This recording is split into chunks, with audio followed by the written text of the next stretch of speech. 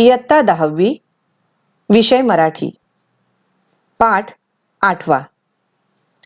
पाठाचं नाव आहे वाट पाहताना.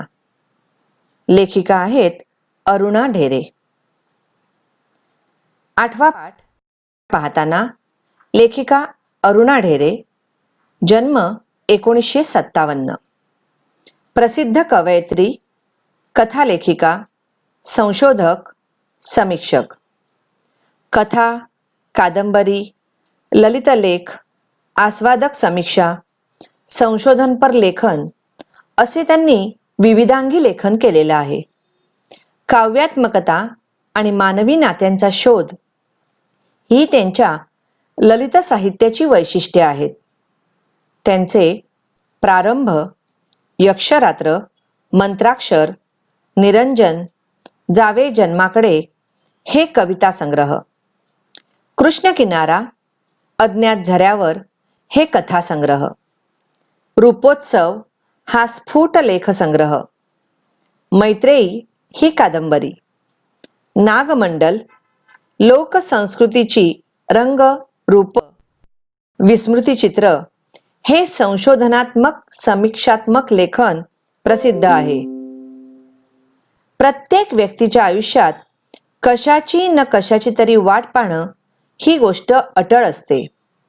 प्रस्तुत पाठात लेखिकेने वाट पाहणं या गोष्टीचे अनेकविध पैलू उलगडून दाखवले आहेत.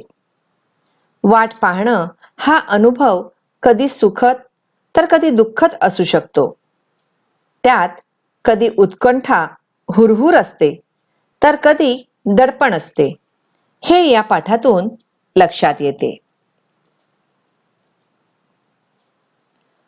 होळीनंतर थंडी झपाट्यानं कमी होत जायची आणि आंब्यावर मोहर नुसता घमघमत असायचा.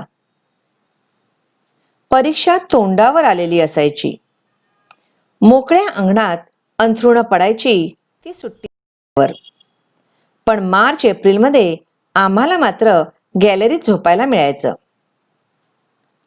रात्रीचे मऊगार हात अंगावर फिरायला लागले की झोपेची गडद चाहूल यायची. डोळे मिटताना मनात एकच संदेश जागा व्हायचा, उद्या कोकिळेचं कुहू कुहू ऐकू येईल का बघू ह. पहाटे पहाटे गाढ झोपेत असतानाच तो कुहू कुहू आवाज कानावर यायचा आणि त्या आवाजाची वाट पाहण्याचं सार्थक होऊन जायचं. सुट्टीची वाट पाहणं तर तेव्हापासून सुरू झालेलंच असायचं. अभ्यासाचा आळस नसायचा, पण पाठांतर आवडायचं. नेमलेली पुस्तकं गोष्टीच्या पुस्तकांइतकीच परत परत आवडीनं वाचली जायची. पण अभ्यासाचं वही पुस्तक जरा बाजूला झालं रे झालं की आठवण उसळी मारून वर यायची. ते अंगणातलं हजारी मोगऱ्यांचं झाड, शनिवार वाड्यात सकाळी सकाळी जाऊन वेचून आणलेली बकुळीची फुलं, माठातलं वाळा घातलेलं पाणी, आई आत्यांची कुरड्या पापड्यांची घाई, अंगणवर पडणारी वाळवणं, कैरीची डाळ आणि पन, कधी मधी घरची परवानगी मिळाल्यावर चोखायला मिळणारे बर्फाचे गोळे, उसाचा तासा रस आणि मुख्य म्हणजे खूपच खूप गोष्टींची आणि कवितांची नवी पुस्तकं. सुट्टीची किती वाट पाहत असू आम्ही. आमच्या भल्या मोठ्या वाड्यात पुष्कळ बिराडं असली तरी अख्ख्या वाड्याला मिळून एक चौथा मजला म्हणजे माळाच होता. सुट्टीची वाट पाहताना माळ्यावर जाऊन पुस्तकांच्या गराड्यात बसण्याच्या अद्भुत कल्पनेनं अगदी आतून मन फुलून येई. पुस्तकांची वाट पाहण्यात एक गंमत होती. एक वेगळं जग तिथे भेटत होतं. न पाहिलेले देश, न पाहिलेली माणसं, न अनुभवलेले प्रसंग, अनोळखी तरी पण आपले वाटणारे, ओळखीचे धागे जुळणारे, न जुळणाऱ्या गोष्टी सुद्धा किती थक्क करणाऱ्या. म्हणजे जग असंही असतं तर. मला केवढं तरी नवे पण भेटत होतं आणि शब्दांची जादू सुद्धा कळत होती. मी वाचत होते त्या गोष्टी, तो इतिहास आणि ती गाणी कुणीतरी रचलेली होती, लिहिलेली होती. जे सुचलं, जे लिहावंसं वाटलं, ते कसं लिहू ही माणसं. मला भाषेची ताकद समजत होती, लेखकाच्या प्रतिभेची ताकद समजत होती. म्हणून पुस्तकं वाचण्याची वाट पाहण्यात उन्हाळ्याच्या आधीचा काळ इतका वेळ लावायचा की बास. आणखीन एक वाट पाहणं होतं ते म्हणजे पोपटांच्या थव्याचं. आमच्या घरामागे एक मोठं उमराचं झाड होतं. उन्ह तापाचे दिवस आले की त्यांचे थवे उमरावर येऊन उतरायचे. कशा तरीच पानांचं गाठी गाठीचं ते झाड तेव्हा पिक्या उमऱ्यांनी आणि राघूंच्या हिरव्या पंखांनी इतकं सुंदर होऊन जायचं. मी वाट पाहायचे ते त्या थव्यांची, त्या लालसर गोड झालेल्या उमरांची, माझ्या मनात जागा होणाऱ्या आणखीन कितीतरी कवितांची. पुढे मग कवितेचं मी चांगलं घट्ट धरून ठेवलं. तिची आणि माझी मैत्रीच झाली. आपण कधी पण केव्हा पण मैत्रिणीला हाक मारतो, तिच्याकडे धावतो, तिच्याबरोबर भान विसरून मनातलं वाटेल ते बोलतो. इथे फक्त एक फरक होता की तिला हवं तेव्हा ती माझ्याकडे यायची, कधीही, रात्री, मध्यरात्री सुद्धा. पण मला मात्र कधी कधी खूप वाट बघायला लावायची. मी हाक मारल्यावर हमखास येईलच असं नसायचं तिचं. मग तिची वाट पाहणं, अस्वस्थ होणं, कशातच मन लागेनासं होणं, आई आणि आत्यांची ती बोलणी खाणं. आज ते वाट पाहणं आठवलं तरी मी पुन्हा हुरहुरते. उमऱ्याच्या पिकल्या फळ्यांवर पोपटाचे हिरवे पंख पुन्हा उतरवून यावे असं उगाच वाटत राहतं. आमची आत्या तेव्हा उरुळी कांचनच्या मराठी शाळेत नोकरी करायची. तेव्हा आजच्यासारखी उरुळीला सहज जाण्यायोगी वाहनांची सोय नव्हती. आत्या सकाळी 8 वाजताच घरातून जायची. बस पकडून रेल्वे स्टेशनला जायची. मग पॅसेंजरवरून पुन्हा उरुळी. परतताना तसंच. गाडी पुष्कळदा उशिरा सुटायची. पुन्हा पुणे स्टेशनवरून बसनं घरी परतायला तिला कधी 9, 9:30 सुद्धा व्हायचे. आम्ही भावंड तेव्हा तिची वाट बघत वाड्याच्या दिंडी दरवाजात उभं राहायचो. आत्या येईपर्यंत वाट बघून रडू गळ्याशी दाटलेलं असायचं. ती आली की धाकटा भाऊ झेप टाकून तिला लावायचा आणि मी रडू आवरत हसायची. सगळा शोष निपटून तिच्या जवळ घेण्यानं शांत वाटायचं. तिला नोकरी करणं भाग होतं आणि आमचं वाट पाहणं अटळ. आज हे समजणं, पण तेव्हा जीव नुसता फुटून जायचा. कसली तरी भीती वाटत राहायची. अलीकडे एक सुरेख परदेशी सिनेमा पाहिला, चिनी cinema. Postman in the mountain हे त्याचं नाव. पहाडी प्रदेशातला एक जुना पोस्टमन आजारी पडतो, म्हणून त्याच्या जागी त्याच्या मुलानं काम करायचं ठरतं. मुलगा काही फारसा उत्सुक नसतो त्या कामाला, पण शेवटी पत्रांचा थैला पाठीवर घेऊन वडिलांबरोबर कामाची माहिती करून घेण्यासाठी तो निघतो. वाहनांची सोय नसलेल्या लहान लहान वाड्या, वस्त्या पायी चालत हिंडायच्या. हे वाटतं तितकं सोपं काम नव्हतं. एका वस्तीवर दोघं बाप लेक येतात. तिथं एका झोपडीपाशी एक अंध म्हातारी बसलेली असते. पोस्टमन आल्याचं तिला बरोबर समजतं. ती आनंदून जाते. पत्र हातात घेऊन ती स्पर्शानं त्याचा आनंद भोगते. पोस्टमनलाच ते वाचायला सांगते. म्हातारीच्या मुलानं तिला पाठवलेलं ते पत्र असतं. त्यानं आपल्या आईची खूप प्रेमानं विचारपूस केलेली असते.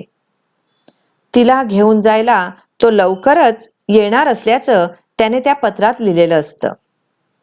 ते सगळं ऐकताना म्हातारीच्या तोंडावर खूप समाधान पसरतं. मुलगा जेव्हा पुढे होतो तेव्हा त्याला दिसतं की बापाच्या हातात मुळा कोरा कागदच आहे, त्यावर काही लिहिलेलंच नाही. म्हातारी मात्र त्याच्या बापाला पुन्हा पुन्हा धन्यवाद देते, आशीर्वाद देते. तिथून लांब आल्यावर मुलगा बापाला सांगतो की ती म्हातारी आपल्या दूर गेलेल्या मुलाची वाट पाहत आहे. त्याच्या पत्राची, त्याच्या येण्याची वाट पाहते आहे. तिचा मुलगा कधीच तिला पत्र लिहत नाही, तिची चौकशी सुद्धा करत नाही. पण तिचं वाट पाहणं पोस्टमनला मात्र सहन होत नाही.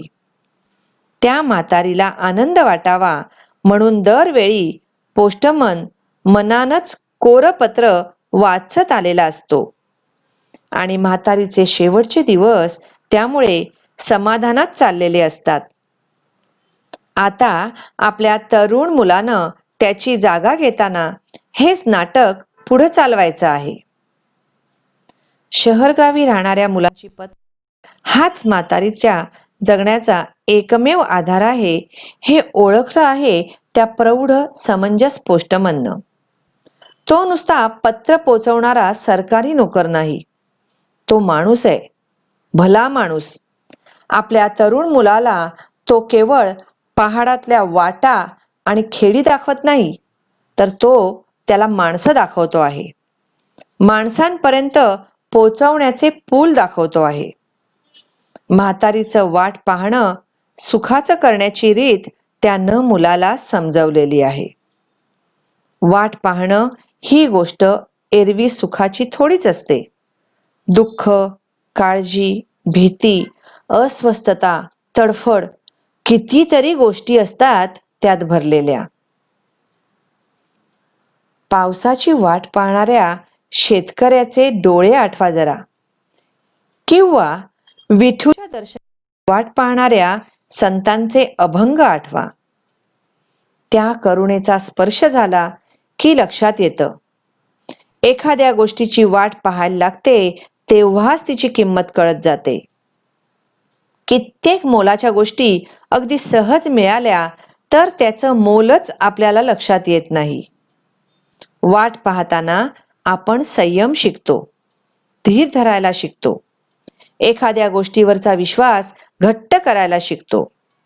श्रद्धा डोळस आणि पक्की होत जाते, ध्यास वाढत जातो. हे सगळं एका वाट पाहण्याची गोष्ट करताना सहज मनात येत आहे आणि वाटतं की जे हवं ते सहज हाती येऊच नये. थोडी तरी वाट पाहायला लागावी, थोडी तडफड भोगायला लागावी, तरच सुखाची चव वाढेल, यशाची गोडी वाढेल, प्रेमातली मायेतली तृप्ती वाढेल आणि आयुष्याबद्दलची ओढही वाढेल. विद्यार्थी मित्रांनो, आत्ताच आपण हा संपूर्ण पाठ अभ्यासला. आता आपण वळूया या पाठाच्या स्वाध्यायाकडे.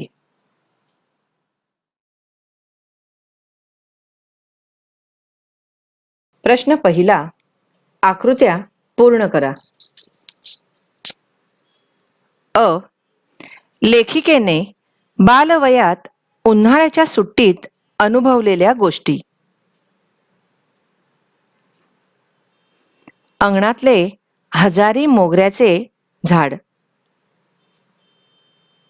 सकाळी सकाळी शनिवार वाड्यात जाऊन वेचून आणलेली बकुळीची फुलं. माठातले वाळा घातलेले पाणी. आई आत्यांची कुरड्या पापड्यांची घाई. अंगणभर पसरलेली वाळवणं. कैरीची डाळ आणि पन्ह. आ. पुस्तकांच्या वेगळ्या जगात लेखिकेला भेटलेल्या गोष्टी.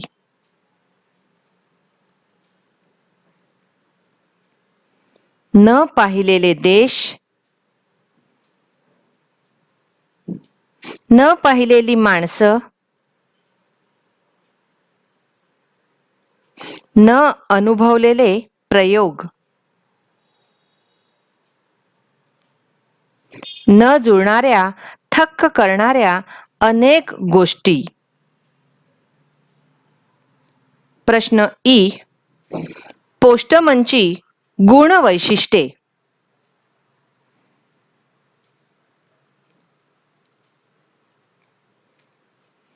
नुसता पत्रे पोहोचवणारा सरकारी नोकर नाही, तर भला माणूस आहे.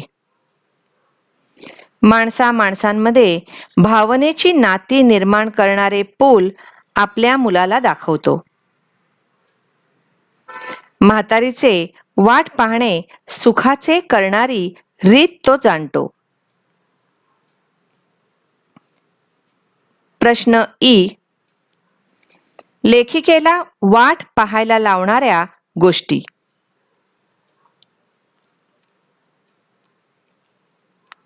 कोकिळेचा कुहू कुहू आवाज, परीक्षेनंतरची सुट्टी, गोष्टी कवितांची पुस्तकं, उमराच्या झाडावर बसणारा पोपटांचा थवा आणि कविता. प्रश्न दुसरा. कारणे शोधा. अ. आवाजाची वाट पाहण्याचं सार्थक व्हायचं, कारण पहाटे कुहू कुहू ऐकू यावा ही रात्री झोपताना बाळगलेली इच्छा पहाटे पहाटे पूर्ण होई. आ प्रश्न.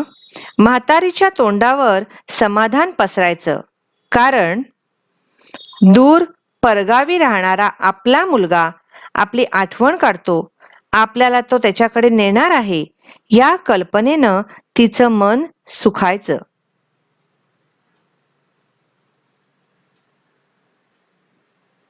ई. पुस्तक वाचण्याची वाट पाहण्यात उन्हाळ्याच्या आधीचा काळ लेखिकेला वेळ लावायचा, कारण पुस्तकातून भाषेची शक्ती आणि लेखकांच्या प्रतिभेची शक्ती समजू लागली होती.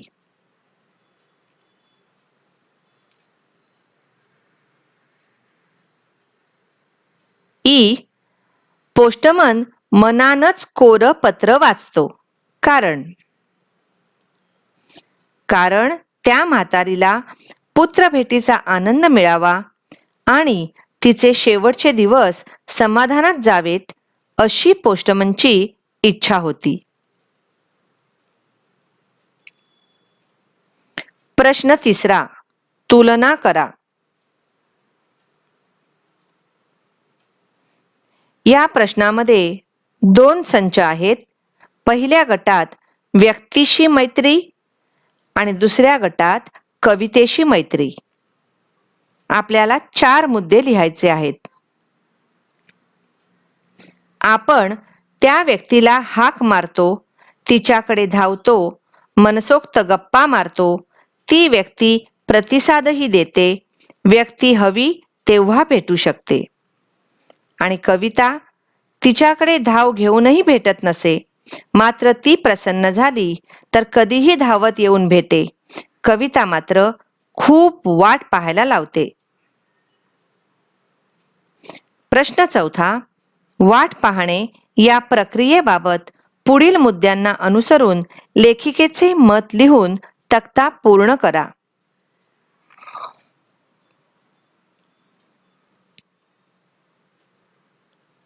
येथे 3 संच आहेत. वाट पाहणे प्रक्रियेतील समाविष्ट गोष्टी, वाट पाहणे प्रक्रियेतून माणसाने शिकायच्या गोष्टी आणि वाट पाहण्याचे फायदे.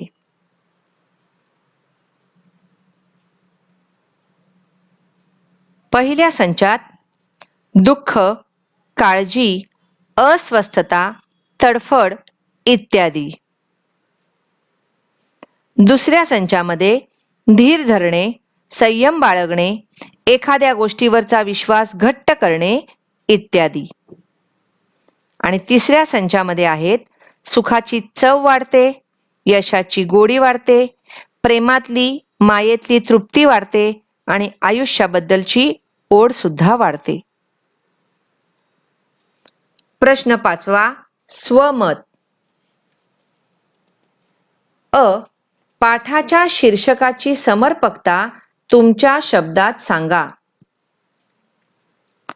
अरुणा ढेरे यांचा वाट पाहताना हा अत्यंत हृदय ललित लेख आहे. जीवनातील एक मूलभूत महत्वाचे तत्व या लेखात त्या उलगडून दाखवतात. तसे पाहिले तर माणूस वाट पाहत पाहतच वाटचाल करत असतो. प्रत्येक पावलावर त्याच्या मनात नंतर काय होईल, माझ्या स्वप्नांप्रमाणे कल्पनेप्रमाणे घडेल ना, अशी तगमग असते. हीच तगमग त्याला पुढे जायला आणि जीवन जगायला लावते. हे तत्व लेखिकांनी अनेक उदाहरणांच्या साहाय्याने येथे स्पष्ट केलेले आहे. सुट्टीतल्या सगळ्या गोष्टी जगायला मिळतील या आशेने लेखिका सुट्टीची वाट पाहत अनेक अनोळखी प्रदेश, माणसं, प्रसंग, त्यांचा सहवास घडवणाऱ्या पुस्तकांची वाट पाहणं अत्यंत रमणीय होते. उमराच्या झाडावर बसणाऱ्या पोपटांच्या थव्यामुळे हिरवेगार बनलेले ते झाड पाहून लेखिकांचे मन हळवे आणि कोमल होऊन जाते. त्यातच त्यांच्या कवितांची मुळं रुजतात आणि वाट पाहण्याने त्याची निर्मितीशीलता जागृत होते. आत्याची वाट पाहताना त्यांचे मन अस्वस्थता आणि अनामिक भीतीने भरून जाते. या सर्वात जगण्याचाच अनुभव होता. अस्वस्थता, हुरहुर, दुःख, तगमग, शंकाकुलता हे सारे भाव पोस्टमनला भेटलेली म्हातारी, तसेच शेतकरी, वारकरी, भक्त यांच्या चेहऱ्यांवर लेखिकेला मिळतात. अशा प्रकारे जगण्याच्या मुळाशीच वाट पाहण्याची भावना असल्याने लेखिकेने या लेखातून हे पान लेखिका देतात. म्हणून वाट पाहताना हे शीर्षक अत्यंत समर्पक आहे. प्रश्न 2. म्हातारीचं वाट पाहणं सुखाचं करण्यासाठी पोस्टमनने केलेल्या युक्तीबाबत तुमचं मत लिहा. एखादी निर्जीव वस्तू पोहोचती करावी त्याप्रमाणे तो पोस्टमन पत्र देत नसे. कारण पत्र ही निर्जीव वस्तू नसतात. ती माणसांच्या सुखदुःखाने, आशा आकांक्षांनी भरलेली असतात. त्यात माणसांचं हृदय असते, मन असते. पत्रांचं हे स्वरूप चित्रपटातल्या त्या पोस्टमननं जाणलं होतं. म्हणून तो अंध म्हातारीला मुलाचे काल्पनिक पत्र वाचून दाखवतो. ते पत्र खोटे असते, मजकूर खोटा असतो. त्या अंध म्हातारीच्या मुलाचा स्पर्श सुद्धा त्या पत्राला झालेलाच नसतो. पण म्हातारी सुखावते. तिचे उरलेले दिवस आनंदात जातात. या विपरीत स्थितीने पोस्टमनचं मन कळवळतं. पण म्हातारी सुखावणे हे अधिक मूल्ययुक्त होते. आपल्या मुलालाही तो पोस्टमन हीच उदात्त शिकवण देतो. मुलातला माणूस जागा करतो. माणसाशी माणसासारखे वागण्याची ही महान शिकवण होती. प्रत्येक आईवडिलांनी आपल्या मुलाला असे माणूसपण शिकवले पाहिजे. तरच मानवी समाजाला भविष्य आहे. पुढचा प्रश्न. वाट पाहणे एरवी सुखाची गोष्ट नसली तरी अनेक गोष्टींचे मोल जाणवून देणारी आहे. या विधानाची सत्यता पटवून द्या. वाट पाहताना या पाठात लेखिकांनी जीवनाचा एक सुखमंत्रच सांगितला आहे. वाट पाहणे हा तो मंत्र होय. कोणत्याही गोष्टीसाठी वाट पाहायला शिकलं पाहिजे असं त्यांचं सांगणं आहे. वाट पाहणं हे तसं कधीच सुखाचं नसते. आपल्या आशा आकांक्षा पूर्ण करण्यासाठी, एखादी गोष्ट मिळवण्यासाठी आपले मन अधीर झालेलं असतं. मन शंकेने व्याकुळ होते आणि हवी ती गोष्ट आपल्याला मिळेल का असा प्रश्न मनात काहूर माजवतो. एखाद्या गोष्टीची वाट न पाहता चटकन मिळाली तर ती गोष्ट आपली जीवाभावाची आहे की वरवरची आहे हे कळायलाच मार्ग राहत नाही. इच्छा तत्काळ पूर्ण झाल्यास आपल्याला आनंद मिळेल हे खरं आहे, पण आपण कदाचित वरवरच्या गोष्टींमध्ये बुडून जाण्याची शक्यता असते. अधिकाधिक वाट पाहिल्यामुळे आपली खरी ओढ कुठे आहे हे कळते. म्हणजेच आपल्याला खरोखर काय हवे, नेमकी कशाची गरज आहे हे कळून चुकते. जे आपल्या दृष्टीने मोलाचं आहे हे शोधण्याची दृष्टी या वाट पाहण्यातून मिळते. आपल्या दृष्टीने मोलाच्या असलेल्या गोष्टी मिळाल्या तर आपलं जीवन समृद्ध होते. समृद्ध जीवन जगणे हेच तर प्रत्येक माणसाचं ध्येय असते. म्हणून वाट पाहणे त्रासाचे असले तरी अनेक गोष्टींचे मोल ओळखण्यासाठी ते उपयोगी ठरते हे मात्र खरं आहे.